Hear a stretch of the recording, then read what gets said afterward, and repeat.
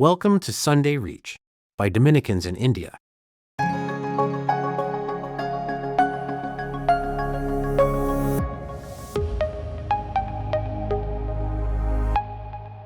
Where is the newborn King of the Jews?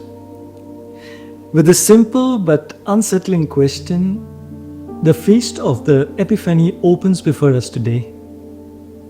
The story of the Magi, as told by St. Matthew, is often remembered as a beautiful and almost gentle scene. A star, a long journey, precious gifts, and a quiet adoration.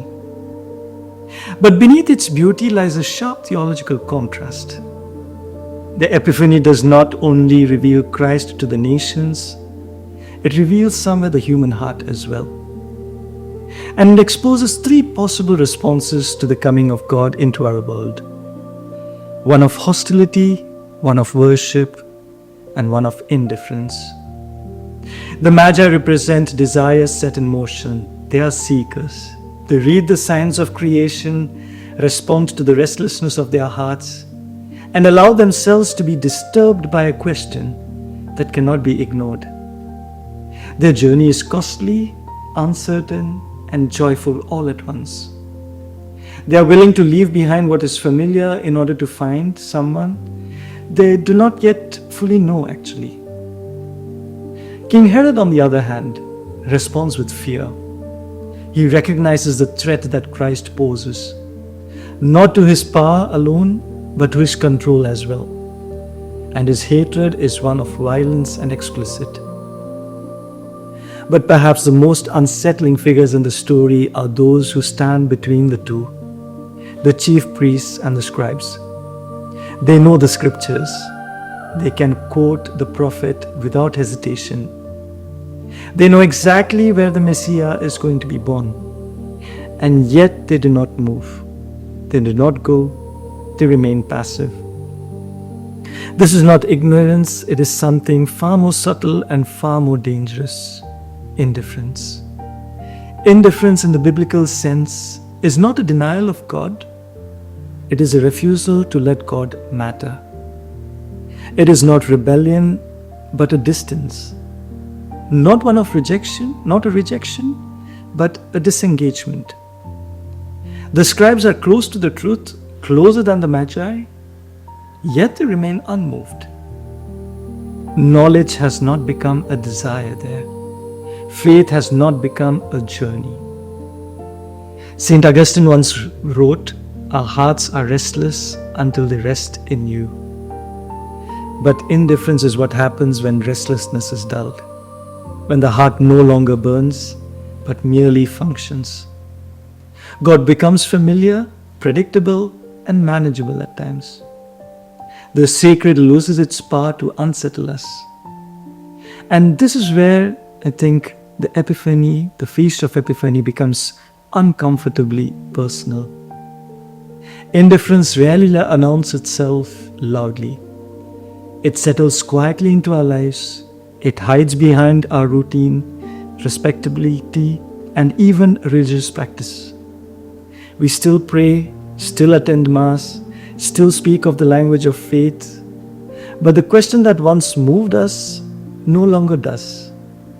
And Christ becomes a background presence, like a melody we once loved, but now barely hear beneath the noise of our daily lives. And perhaps this is the challenge of today's gospel. Indifference is not the absence of God, but the domestication of God.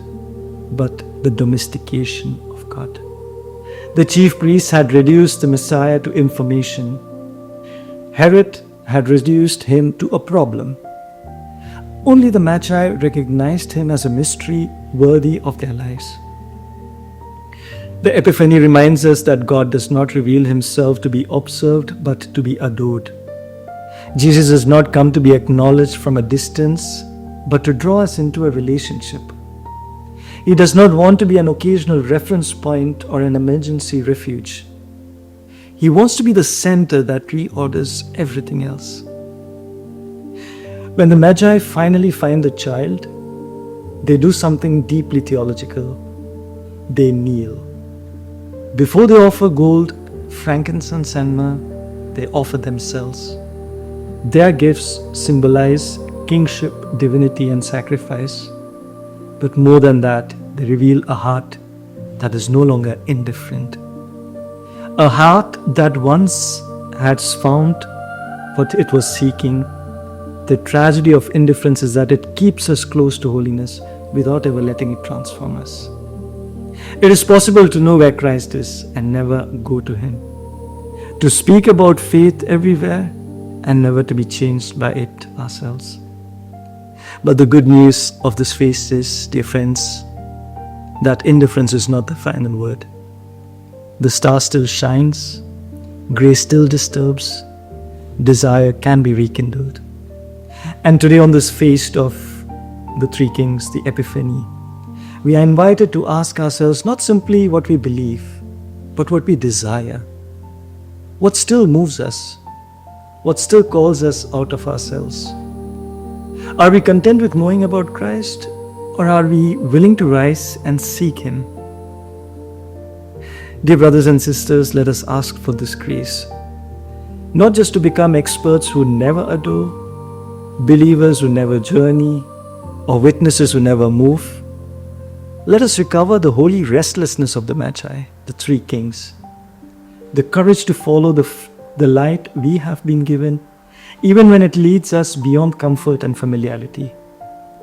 May we not allow indifference to dim our faith. May we kneel again in wonder. And may our lives, like the gifts of the Magi, become an offering worthy of the one who reveals Himself to all nations. Amen.